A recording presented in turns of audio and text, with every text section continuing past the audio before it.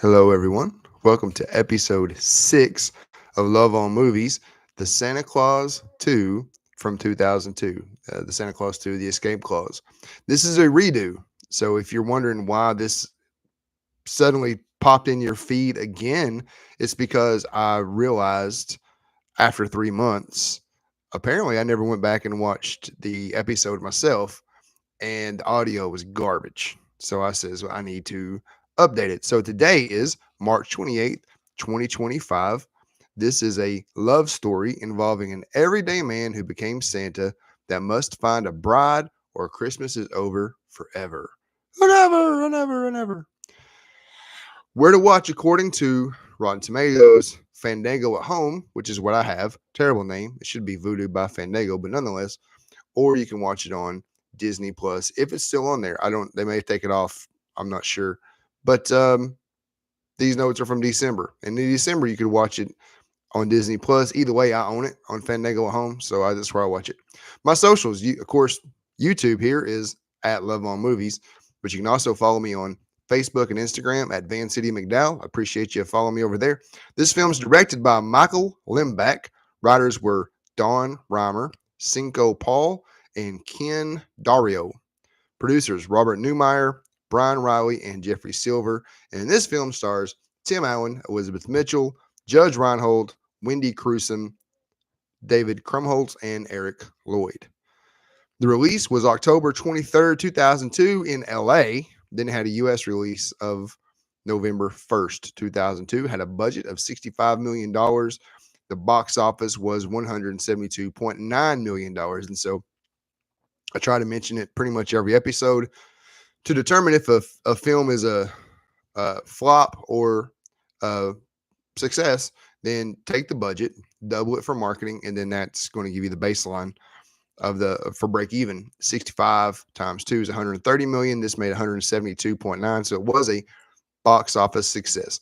The plot per IMDb: Scott Calvin has been a humble Santa for 8 years, but it might come to an end if he doesn't find a Mrs. Claus.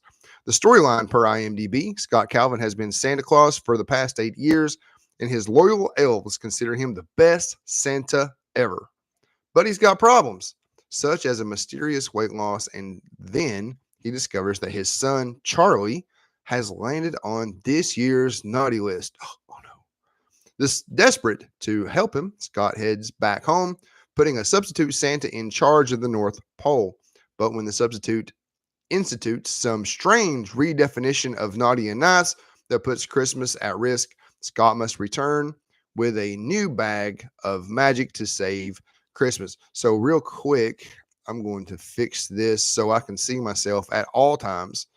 I did not do that. So just a little bit of how I caught this mistake by me with the audio. I've already recorded episode 7, which is going to be Joe Somebody, which is another Tim Allen movie. And while I was recording that, I got an hour into it.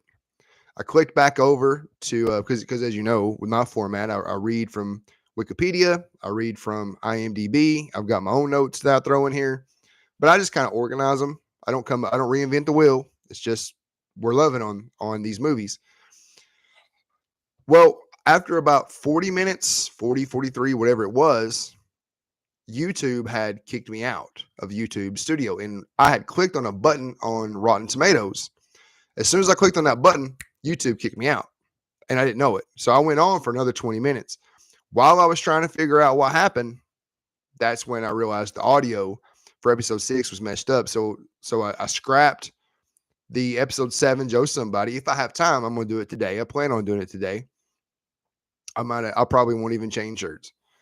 But when I was trying to figure out what happened, what I think happened is there's a button on my Scarlet 2i2 that I did not hit, or if I might have hit it twice. Either way, I think I cut it off, and I think it picked up the mic on the computer, and so it was real hollow and real staticky, and it sounded awful. So I deleted that episode 7, and I also because of the YouTube kicking me out, and then I also deleted episode 6, and so I'm just going to redo it.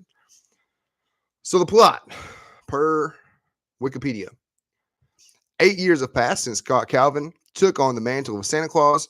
Head elf Bernard and Curtis, the keeper of the Handbook of Christmas, inform Scott that there is another Claus, the Mrs. Claus. Scott is now pressed to get married before the next Christmas Eve, or the claws will be broken and he will stop being Santa forever. And ever, and ever, and ever. Abby, the elf, simultaneously tells Scott that his teenage son, Charlie, is on the naughty list due to having vandalized his school to get attention. Scott must return to his home to search for a wife and set things right with Charlie. He brings this up when visited by the Council of Legendary Figures, consisting of Mother Nature, Father Time, Cupid, the Easter Bunny, the Tooth Fairy, and the Sandman. Exit. Don't do that. To cover for Santa's prolonged absence, Curtis helps Scott create a life-sized animatronic Santa clone. A life-sized animatronic Santa clone, much to Bernard's horror. However, at Santa's request, Bernard reluctantly plays along and tells the other elves that Santa had a makeover, so they will not question the double's synthetic appearance. Because of the impending end of his contract, Scott undergoes a desantification process that gradually turns him back into Scott Calvin. He has a limited amount of magic to help him. Scott returns to his former wife, Laura, her husband, Neil, their 6-year-old daughter, Lucy, and his son, Charlie. He and Charlie face the ire of school principal Carol Newman when Charlie defaces the lockers. At the North Pole, Toy Santa follows the rule book too literally and begins to think that everyone in the world is naughty because of their small mistakes. As a result, Toy Santa takes over the North Pole using giant toy soldiers he made himself and unveils his plan to the elves to give lumps of coal to the world. Bernard exposes Toy Santa as a fraud, and Toy Santa places him under house arrest. After a few failed dates, Scott finds himself falling for Carol. He accompanies her in a horse-drawn sleigh to the faculty Christmas party, during which she confesses she used to believe in Santa as a child until she was forced to stop doing so by her parents after fighting with children who told her Santa was not real. Using a little of his Christmas magic, Scott enlivens the otherwise dull party, representing everyone with their childhood dream gifts. He makes a special presentation to Carol, and with his last remnant of magic, wins her over and they kiss under the mistletoe. However, when Scott attempts to explain to her that he is the real Santa, she believes that he is mocking her childhood and throws him out. Later, Charlie is upset about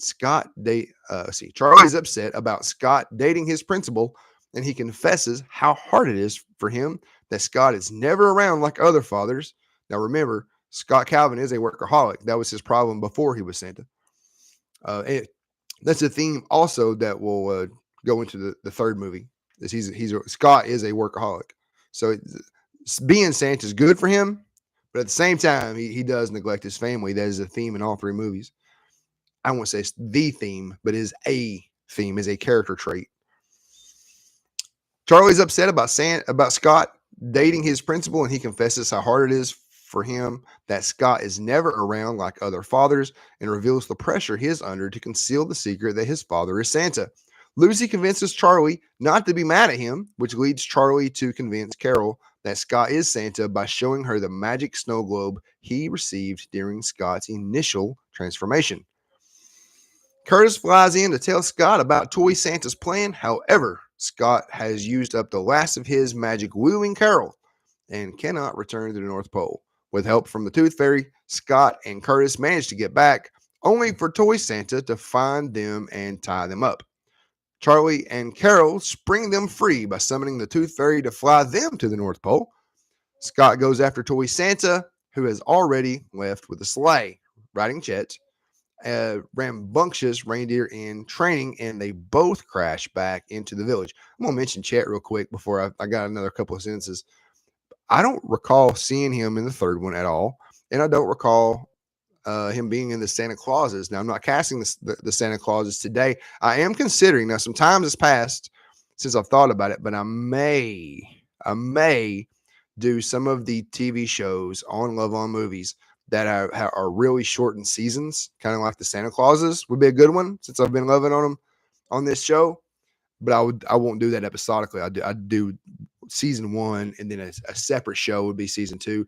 If I do television, it'll be like that. I won't do Seinfeld or anything that's got 20 plus episodes. Is too much. But if you got 3 or 4, 6 or 8, I'll think about it because I watch those stuff anyway. Toy Santa is defeated and reduced to a 6-inch height. Scott marries Carol in a ceremony. Scott transforms back into Santa, and Carol transforms into Mrs. Claus, and Christmas proceeds as it always has. Scott and Charlie reveal the truth to Lucy, and Scott, being Santa Claus, promising to keep his secret. Awards. So let's go over here to IMDB and see what awards it has. Now, the ticker, it says 1 win and 3 nominations. So I'll just see what we got. A 2003 nominee, Saturn Award for Best Fantasy Film, didn't win it. 2003 winner, BMI Film Music Award, George S. Clinton. So that's the award they won. 2003 BMI Film Music Award by George S. Clinton. Young Artist Award, 2003 nominee, Young Artist Award, Best Performance in a Feature Film, Supporting Young Actor, that was Eric Lloyd. And then the Phoenix Film Critics Society Awards, a 2003 nominee for Best Live Action Family Film. Reviews, I'm going to use, because of what happened with episode 7 with Rotten Tomatoes. I do have Rotten Tomatoes pulled up. I will continue to use the site. I'll continue to put it in the show notes, but I am going to when I can, I'm going to use my TV so I don't click a button and kick myself out again, because that was not good. So with Rotten Tomatoes, both of them, the critics give it a 55% on the tomato meter, which is rotten, and then the audience scores 43%, which is also rotten. Now, I would rate it personally. I would make it fresh popcorn. I would have it probably in the low 60s, though. I love the movie for the most part. I love the love story part. I think Elizabeth Mitchell is fantastic in this movie. I'll love on her later. But the I didn't care for this Toy Santa storyline. It was neat how they used the the toy soldiers, because I don't see that very often. But I'm going to rate it. I'm going to rate it fresh. I mean, you compare this. I said this if you watched episode 3 of Love on Movies with the Santa Claus 3. That's my least favorite. But if you compare it to any other Christmas movie, I mean, that movie's fantastic.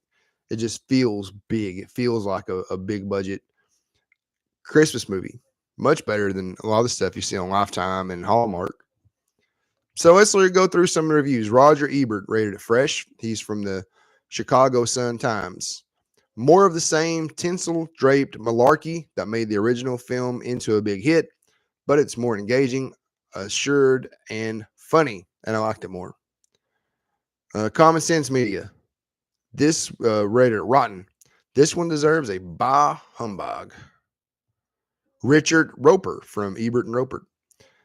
The Santa Claus 2 is a barely adequate babysitter for older kids, but I've got to give it a thumbs down. So he rated it rotten.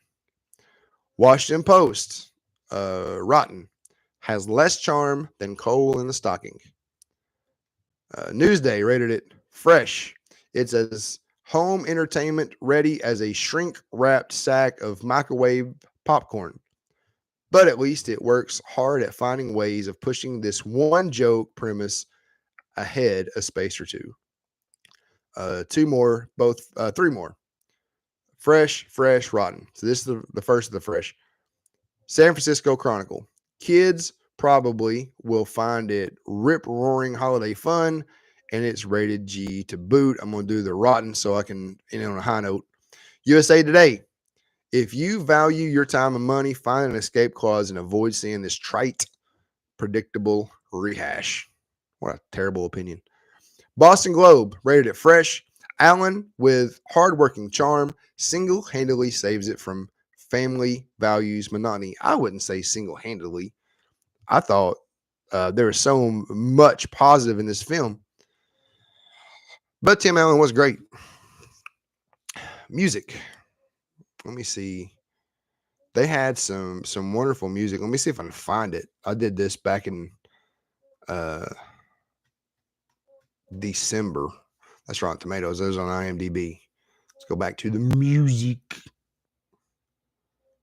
think there was a version of a song I really liked, and that's why I put it in here. I don't know that I can find it. I don't have the note on my notes. At the time, I went and found it when I originally did this show.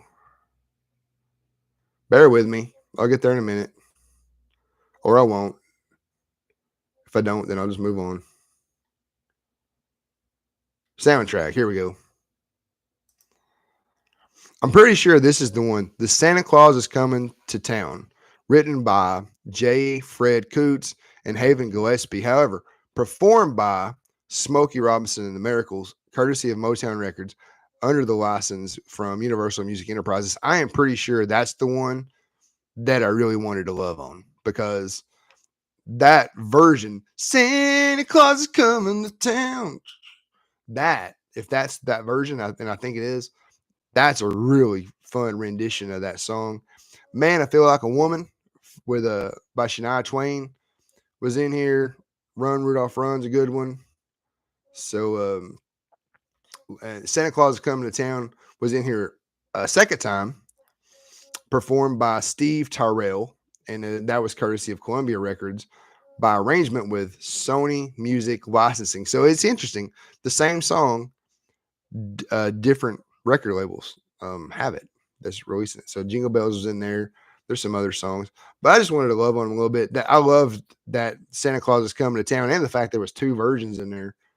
I just thought it was really cool, and I wanted to love on that real quick. So let's love on Tim Allen. Timothy Allen Dick, known professionally as Tim Allen, attended Seaholm High School in Birmingham, where he was in theater and music classes, resulting in his love of classical piano. He attended Central Michigan University before transferring to Western Michigan University in 1974. At Western Michigan, Allen worked at the student radio station WIDR. In 1976, he received a Bachelor of Science degree in communications, specializing in radio and television production, with a split minor in philosophy and design. In 1998, Western Michigan awarded Allen with an honorary fine arts degree and the Distinguished Alumni Award. I'm going to skip over his stand-up stuff. You can find this on, all this came from IMDb. There's some stuff on his stand-up, but I'm just going to focus on his TV career. 1991 to 2010, Home Improvement and franchise roles. Allen rose to fame in acting with the sitcom Home Improvement from 1991 to 1999. Produced by ABC by Wind Dancer Productions, Allen played the main character, Tim the Toolman Taylor, the father of three boys. Much of the show was based on his stand-up comedy act. In November 1994, Allen simultaneously starred in the highest-grossing film, which was The Santa Claus, episode 5 of Love on Movies.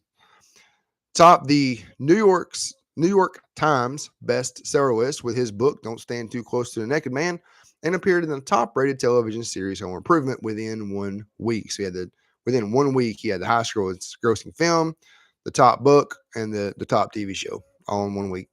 For his role in the Home Improvement, Allen won a Golden Globe in 1995. Home Improvement ran until 1999, for which he was paid $1.25 million per episode during the 8th and final season.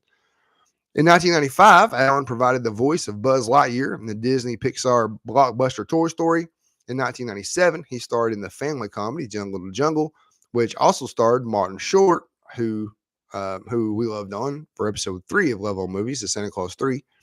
In 1999, he returned to voice Buzz Lightyear in Toy Story 2, which was a financial and critical hit. That same year, he starred in the sci-fi parody Galaxy Quest alongside Sigourney Weaver, Alan Rickman, and Sam Rockwell. In 2002, he reprised his role as Scott Calvin in The Santa Claus 2, the movie we're loving on. 2 years later, he starred as Luther Crank in Christmas with the Cranks. That'd be a fun one to love on at some point. I love that movie. In 2006, Zoom was released, starring Allen as Jack Shepherd. The same year, he also starred in The Shaggy Dog and The Santa Claus 3. Allen hosted the 8th Annual TV Land Awards on April 25th, 2010. That same year, he returned to the role, as a typo, of Buzz Lightyear in Toy Story 3 and also became the official voice of the Chevrolet Cruze, narrating commercials for the vehicle, and he became the voice of Campbell Soup Company's It's Amazing What Soup Can Do campaign. 2011 to present, which that will not be. All right, so 2011 to present, Last Man Standing and other roles. Allen returned to ABC with the sitcom Last Man Standing from 2011 to 2021. He played the role of Mike Baxter, a conservative father fighting for his manhood in a house filled with women. The character is loosely based on his own life. After 6 seasons, the show was canceled in May of 2017. However, on May 11, 2018, so about a year later, Fox TV announced that Fox had officially picked up Last Man Standing for a 7th season. The show ended in May 2021 after 9 seasons. In 2018, he had a cameo voice role as Buzz Lightyear in Ralph Breaks the Internet. In 2019, he voiced the character in Toy Story 4 and appeared as himself in No Safe Spaces, a documentary film. In 2022, it was announced that Allen would reprise the role of Scott Calvin in a Disney Plus miniseries, The Santa Clauses, based on the Santa Claus franchise. Now, as of this recording, there's 2 seasons of that. And so that's 2 potential episodes of Love on Movies if I decide to go that route. I also want to mention here where he talks about being Buzz Lightyear. One thing I'm excited about for next episode, episode 7, which I'll probably record today, was Patrick Warburton. He's the other main Buzz Lightyear. I didn't know that. So I'm looking forward to loving on him later. On June 30th, 2022, the History Channel series More Power premiered with co-host Allen reunited with Richard Karn. The show covered the history of tools and included field reports of people who use powerful tools. In February 2023, Allen announced that he would return as the voice of Buzz Lightyear, if I can get my mouth to work, for a 5th installment of the Toy Story franchise. On March 6th, 2024, Allen announced on his Facebook page that he would be starring in a 3rd sitcom called Shifting Gears. His character is Matt, a stubborn, widowed owner of a classic car restoration shop. When Matt's estranged daughter and her teenage kids move into his house, the real restoration begins. The show will premiere on ABC and co-stars Kat Dennings, known from her hit show Two Broke Girls, as well as Darcy Lewis within the Marvel Cinematic Universe. Now, again, I wrote these notes back in December. At that time, the show was going to premiere in January. This is now March. Last time I looked, there was 8 episodes of it. I've watched probably half of them, and that was probably a week or 2 or 3 ago. So there's maybe more than 8 at this point. Pretty good show so far. Let's love on Elizabeth Mitchell. Now I'm a fan of hers, and I'll probably mention it here, but I'm gonna mention it right now. I'm a fan of hers from Boston Legal. Anytime I get a chance to talk about Boston Legal, I'm going to love on that show. That's my favorite show. Boston Legal is background noise. House is background noise. So anytime I see those actors anywhere, I can't get enough of them. Elizabeth Joanna Robertson, known professionally as Elizabeth Mitchell, was born in Los Angeles, California. Mitchell and her mother moved to Dallas in 1970, where her mother married Joseph Mitchell in 1975. Her stepfather, Joseph Day Mitchell, and mother, Josephine Marion Mitchell, are lawyers based in Dallas. Mitchell graduated from Booker T. Washington High School for the Performing and Visual Arts. She is the eldest of 3 sisters, the other 2 being Christina Helen Mitchell and Catherine Day Mitchell. She attended Stevens College, graduating with a Bachelor's of Fine Arts in Acting, and then studied at the British American Drama Academy. She had an early TV role as Dinah Lee on the soap opera Loving from 1994 to 1995. She co-starred in the 1998 film Gia and the 2000 film Frequency. I liked Frequency when it came out. Let's see. In the 2002 film The Santa Claus, Mitchell played Carol Newman, who becomes Mrs. Claus.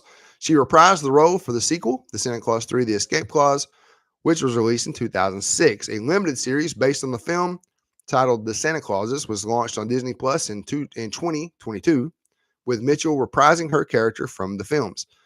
For her work on the series, Mitchell earned a Children's and Family Emmy Award for Outstanding Supporting Performer, nominated at the third Children's and Family Emmy Awards held in 2025. I don't know if that's a real Emmy or if they're just using the name, but either way, wonderful.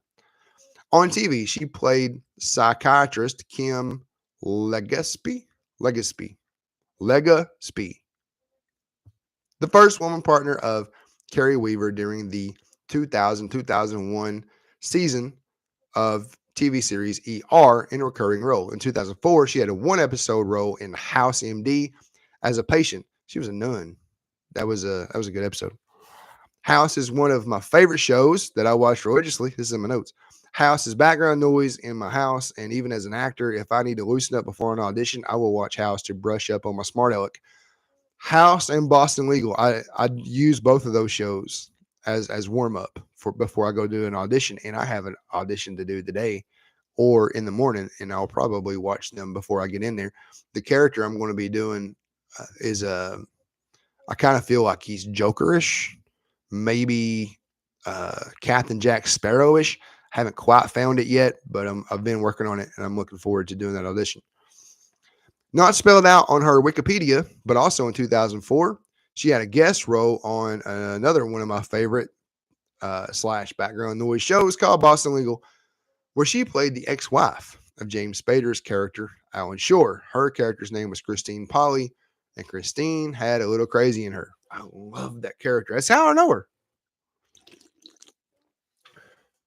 This is something I learned when I was loving on the show. I also want to mention some biopics that she's in. Me, Anthony McDowell, the actor. True crime recreation shows are my bread and butter as an actor. The audition I have isn't for that, though. It's for a short film. So because of my niche in the industry, I am drawn to biopics because that's my wheelhouse. A few biopics of note for Elizabeth Mitchell. The aforementioned Gia, where Mitchell plays Linda, who is Gia's love interest. Mitchell played the title role in the Linda McCartney story, based on the life story of Linda and her marriage to Beatles member Paul McCartney. That's a big name. And this was the one I got excited about. This is why I included this whole section. And finally, the last biopic I will mention is she played Teresa Earnhardt, the wife of the greatest race car driver in NASCAR history, in the film 3, The Dale Earnhardt Story. That's why I put that section in there. I am fighting a sickness in real time, so the reason I'm drinking is because I don't want to hark. I'm trying to wash that down. Wrapping up on loving on Elizabeth Mitchell, she has a wonderful library of projects, including the Santa Claus franchise, all except the first film. She went in the first one. ER, Lost, Once Upon a Time, one of the Purge movies, Jag, Spin City, Boston Legal, House, Law and Order SVU. My wife loves that show, Law and Order SVU. That's her background noise, one of them. That and Dr. G. She loves Dr. G. Frequency, which I enjoyed many years ago. The biopics I mentioned, simply a wonderful career, and she will forever be our Mrs. Claus. I'm going to skip over some actors I loved on in the Santa Claus from 1994 episode. So I'm going to skip over Wendy Crewson, Judge Reinhold, David Krumholtz, Eric Lloyd, and Peter Boyle, because I already loved on them, and they were equally fantastic in the sequel. I want to spend a little bit more time with the other actors. So Aisha Tyler played Mother Nature. She was born September 18th, 1970, is an American actress and talk show host. She has played Dr. Tara Lewis in Criminal Minds since 2015 and Mother Nature in the Santa Claus 2 and 3 films. She had recurring roles in Crime Scene Investigation and Friends. I loved her as Ross's love interest on Friends. She, of all of her friends, of all of Ross's girlfriends, she was one of my favorite. Her and the girl that played Emily, I loved her. Those are my two favorite, outside of Rachel. But I gushed over Elizabeth Mitchell being on Boston Legal. Aisha Tyler has a role on there as well, but it was a far less interesting character. Wonderful episode, and she was wonderful in the role. And the episode was the season 3 finale of Boston Legal, so it was a killer episode. It's just compared to Elizabeth Mitchell's Christine Polly, it's not even close to being as memorable. She won a 2018 Daytime Emmy Award for The Talk, and she also hosts Whose Line Is It Anyway? I love that show. Back when Drew Carey was on it, especially when it first came out, I'd never seen improv like that before. I love that show. It is an extremely popular, long-running improvisational comedy TV series. She's been in many film and television projects, plus a few video games and a handful of music videos. Kevin Pollak plays Cupid. I have been excited to love on Kevin Pollak. He will show up on future episodes of Love on Movies because I will, at some point, love on Grumpy Old Men and its sequel, Grumpier Old Men. Kevin Elliott Pollak, born October 30th, 1957, is an American actor, comedian, impressionist, and podcast host. He has appeared in over 90 films, his roles including Sam Weinberg in Rob Reiner's A Few Good Men, Jacob Goldman in Grumpy Old Men and its sequel, Grumpier Old Men, Todd Hockney in The Usual Suspects. I've never actually seen that movie. That's one that's people is probably going to hit the unsubscribe button right now, as I've never seen The Usual Suspects. I've seen parts of it. I know how it ends, but I've never seen it. Philip Green in Martin Scorsese's Casino. Seen that one. And Bobby Chicago in End of Days. From 2016 to 2022, he played a recurring role in Better Things. From 2017 to 2023, Pollak was a regular cast member on The Marvelous Mrs. Maisel on Amazon. As an actor, Pollak's roles include the best friend, family, or confidant characters to the leading men. Some of his other projects include The Wedding Planner, The Usual Suspects, I mentioned that, Willow, She's All That, love that movie, and The Whole Nine Yards, even better movie. He was also in Wayne's World 2, also 3,000 Miles to Graceland, also Dr. Dolittle 2, and television shows like Ewoks, The Battle for Endor, Who's the Boss, The Drew Carey Show, Entourage, Transformers, Robots in Disguise, The Simpsons, NCIS, and the 2022 continuation show Willow, as well as the 2023 continuation show The Santa Clauses, where he reprised his role as Cupid. As a comedian, Pollak does many celebrity impressions, including, this is just some of my favorites, Robert De Niro, Jack Nicholson, Christopher Walken, and Alan Arkin, who I loved on episode 3 of Love on Movies, The Santa Claus 3, The Escape Clause. So be sure to check out that episode. Art LaFleur played the Tooth Fairy. There was a lot about him I didn't know. Art LaFleur, now he has passed away. He was born September 9th, 1943, and passed away November 17th, 2021. He was an American character actor and acting coach. LaFleur died from atypical Parkinson's disease at the age of 78. LaFleur was born in Gary, Indiana. He played football in 1962 as a redshirt at the University of Kentucky under coach Charlie Bradshaw, as chronicled in a 2007 book, The Thin 30. He was a sportcaster on ESPN and on CBS. LaFleur has had many guest starring roles on television series, including Angel and Jack. In 1983, he was cast in the ABC sitcom pilot Another Ballgame, played alongside Alex Karras and Susan Clark. The series went through many development changes before its fall premiere, with Emmanuel Lewis being added to the show and LaFleur being dropped from the regular cast. Once the final change to the series title was made to Webster, and LaFleur was only kept on as a guest star in the pilot. In 1993, LaFleur played baseball player Babe Ruth in The Sandlot. He had another notable role as the eccentric and obsessive character Red Sweeney. In parentheses here, I have Silver Fox. I don't know what that means. In the 1995 family comedy film Man of the House. He also appeared in one episode of the television series MASH in season 9 as an MP looking for the people responsible for a stolen side of beef. In addition to playing Babe Ruth, LaFleur also appeared as a baseball player Chuck Gandill of the 1919 Black Sox infamy in Field of Dreams. Now, The Sandlot and Field of Dreams, at some point I will do podcasts on. Probably the first baseball movie I do, though, will be Major League. I watched it yesterday, and I have not started working on the show because I have to cast this one. I've got to cast Joe Somebody. I'm not saying that'll be next, but I'm sure it'll be pretty close because I love that movie. Arlo Fleur played a soldier role many times, including In the Army Now, starring Pauly Shore. The replacements in the Army Now was 1994. The replacements was 2000, and in Beethoven's Fourth in 2001. He also played Red Sweeney in Disney's Man of the House in 1995, notable because that film starred Jonathan Taylor Thomas, who was most famous as a child actor playing one of Tim Allen's on-screen sons in Home Improvement. There's a little tie-in there. LaFleur played a coach for the New York Yankees in the 1992 film Mr. Baseball, starring Tom Selleck.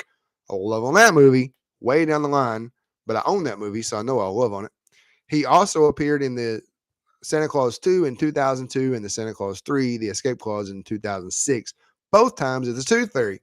In 2005, he appeared in Hostage as a deputy sheriff of Bruce Willis. In 2009, he appeared in the direct-to-TV film Ace Ventura Jr., Pet Detective, and in the sci-fi horror film The Rig.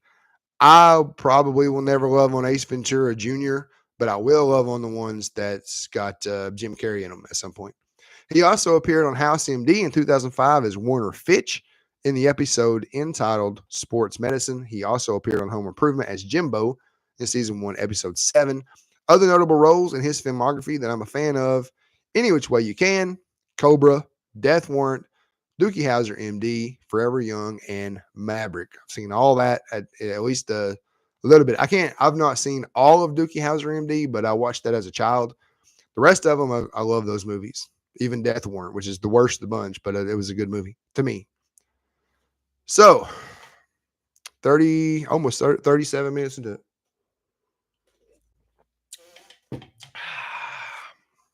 Michael Dorn plays the Sandman. Born December 9th, 1952, is an American actor best known for his role as Klingon character Worf in the Star Trek franchise, appearing more times as a regular cast member than any other Star Trek actor in the franchise's history, spanning 5 films and 284 television episodes. That's a lot. Outside of the Star Trek franchise, Dorn has appeared in the television series Chips and has had voice roles as Coldstone and Taurus in the animated series Gargoyles, Caliban in the DC animated universe, and Captain Mozart in the Teenage Mutant Ninja Turtles, one of those cartoons.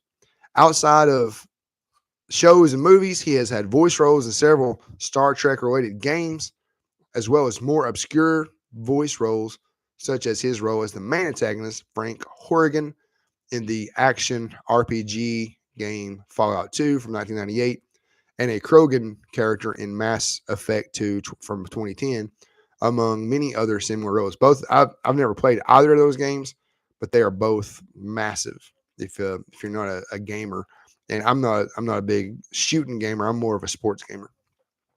Dorn was born in Luling, Texas, the son of Allie Lee and Fentress Dorn Jr.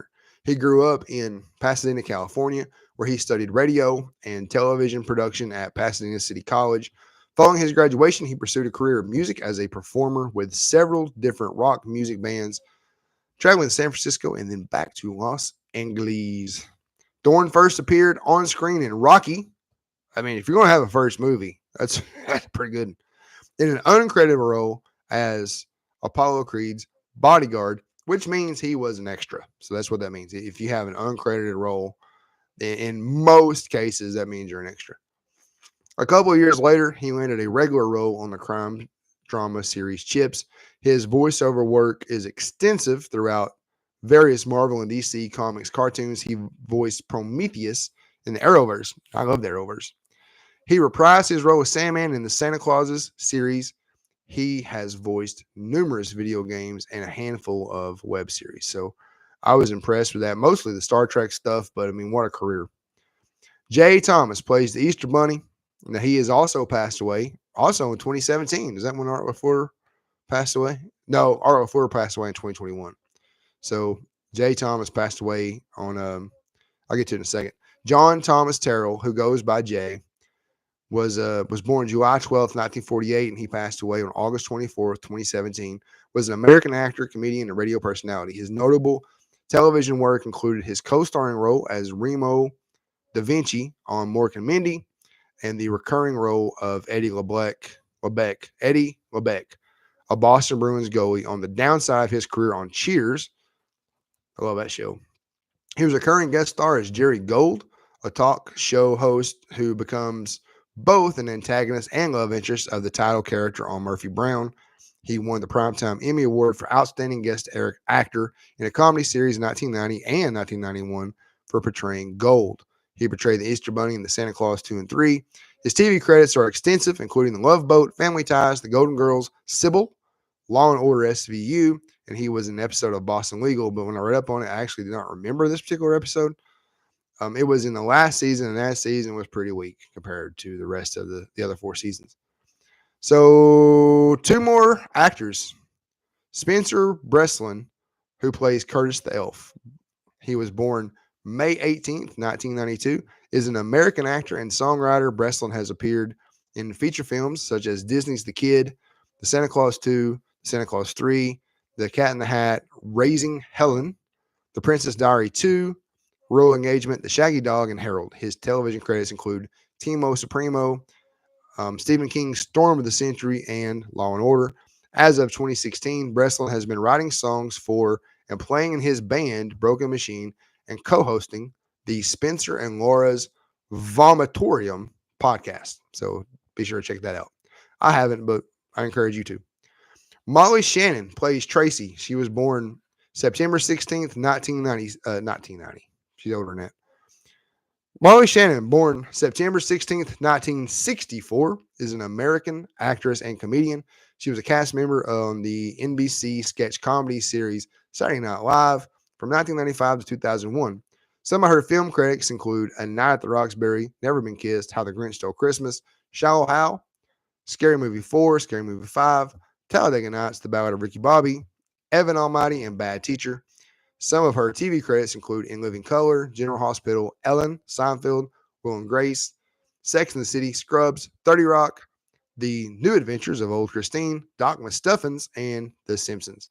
So a lot of those movies I mentioned with Molly Shannon, you'll see those on the show, especially Talladega Nights, The Ballad of Ricky Bobby. That one for sure will be on here at some point, and I'm confident How the Grinch Stole Christmas will pop up at some point. Real quick, I mentioned and I'm doing this off of memory, but on the last episode 5 of the show, I wondered out loud if Coca-Cola invented the modern image of Santa Claus. And I read this back in December, and I remembered, and I pulled it up so I can read it again. I've got the link in the show notes, so be sure to go read the article. This is from Snopes.com. And the title of it, Did Coca-Cola Invent the Modern Image of Santa Claus? The image of Santa Claus as a jolly large man in a red and white suit was the standard long before Coca-Cola co-opted it for their advertising. So here's the claim. The modern image of Santa Claus was created by the Coca-Cola Company, and the rating, according to Snopes.com, false. And so here's the story. Among the pantheon of characters commonly associated with the Christmas season, both religious holiday and secular wintertime celebrations, the beloved persona of Santa Claus is somewhat distinctive in that his appearance is neither one that has been solidified through centuries of religious tradition, nor one that sprang fully formed from the imagination of a modern-day writer or artist. Santa Claus is instead a hybrid, a character descended from a religious figure, which was St. Nicholas, whose physical appearance and backstory were created and shaped by many different hands over the course of years until he finally coalesced into the now familiar and secular character of a jolly, rotund, red and white garbed father figure who oversees a North Pole workshop manned by elves and travels in a sleigh pulled by 8 reindeer to deliver toys to children all around the world every Christmas Eve. So I'm not going to read the whole thing, but the gist of it is what they did was they popularized it. They did not invent the look of Santa in the red suit and the white beard and the black belt and the matching boots and the gold belt buckle. I encourage you to go read that article. Yeah, I've got the link in the snow notes. Whew. In the show notes, I encourage you to go read the article. I don't want them to feel like I'm stealing their work. I'm not. I'm promoting their work. It's a good article. Did Coca-Cola did the modern image the modern image of Santa Claus was created by the Coca-Cola company? That, according to Snopes.com, is false. By all means, go read this article and give it a little bit of love. I did. I think it's fantastic. That's the kind of stuff I like learning when I'm doing the show. I never thought about it. I've always loved that image. When you pull up the article, the image of Santa Claus, and he's got his big belly and big beard and rosy cheeks, and he's sitting there looking at a Coke. I love it. I absolutely love it. So here's some trivia from IMDb. When Santa is on his first date with the aspiring singer-songwriter, if you look at her shirt, the face of Santa is that of Tim Allen. When Scott is trying to explain to Carol that he is Santa, she says, "So far, so good. You don't wear socks with sandals and you've never been to prison." Scott replies, "Well, Tim Allen spent time in prison on drug charges before his acting career, but in character, he's likely referring to his arrest in the first movie." The fiberglass tin soldier costumes weighed over 40 pounds, and according to the actors who wore them, were uncomfortable and hard to move in. In the restaurant scene, you can hear extras in the background repeatedly saying the same thing, such as, "Oh my God, I'll drink to that. Cheers." Whether intentional or not, Carol Newman is very similar to Jessica from Santa Claus is Coming to Town from 1970. Like Jessica, she works at a preschool, is given a doll by Santa, and even shares the same hairstyle and blue eyes. I imagine, as we mentioned, Santa Claus is Coming to Town, the song was there's two different iterations in this movie. So the fact that there's these similarities to the show from 1970, Santa Claus is Coming to Town, I bet isn't a coincidence. I can't say that for sure. I'm just loving on it. I'm loving on that piece of trivia. I'm guessing that was intentional. A new North Pole was constructed for the sequel film. The new set is similar to the first one from the original Santa Claus, but is brighter and more magical. The new set also fleshed out more of Santa's village, including multiple different buildings and an outdoor square, which was only mentioned briefly in the first film. Now, I don't know. I could not find um, if this set for the sequel was used for the third. I could not find that. If you find it, please put a link to it in the comments. But the budget for the third film was way lower than I thought it should be. And I wonder, since a lot of the third film takes place at the North Pole, if they use the same set. Now, I'm just wondering out loud. And as a fan, I'm wondering. I don't know that for sure. But they constructed a new set for the sequel. I wonder if they used it for the third one. Because all the elves, apart from Bernard, were played by child actors who had grown up in the 8 years between films, none of the other elves from the original appear in the sequel. Scott authoritatively states that reindeer love carrots and red bell peppers. In real life, reindeer cannot physically eat carrots due to their lack of top teeth, and carrots do not grow anywhere near their natural habitat. Reindeers eat lichen, moss, ferns, and other ruminant plants. I got no idea what a ruminant plant is. I didn't look it up. However, Comet clearly can eat candy bars, so perhaps Santa's reindeer are different. Santa's reindeer are magical, but real reindeer cannot eat all that. Mary Gibbs, the voice of Boo in Monsters, Inc., was initially cast as Lucy Miller. Gibbs was 5 years old during production and was let go because the studio found out that a 5-year-old couldn't legally work as many hours as a 7-year-old. Now, that's just interesting to me as an actor because I like knowing laws on set. Carol Newman was actually a very good candidate for Mrs. Claus because, unlike many others, her belief in Santa was never predicated on whether or not she received the right gift. Instead, she believed so strongly in Santa, no matter what she got, that she got in fights over his existence and only stopped believing because her parents told her that there was no Santa. She never set her belief in him on material things. So it took her parents telling her in no uncertain terms that he didn't exist for her to finally give up believing. Near the end of the movie, it didn't take much to get her to believe again. All Charlie had to do was ask her to remember the way she felt as a child when she first believed. It only took seconds of looking into Charlie's magic snow globe for her to see the magic and believe again. So 50 minutes. It's going to be 51 by the time I sign off. I wanted to love on it again. I hope the audio on this one is better than what it was. There I am. So, all right, everyone. Thank you so much. And we will see you for the next episode. Episode 7 will definitely be Joe Somebody. Thank you so much.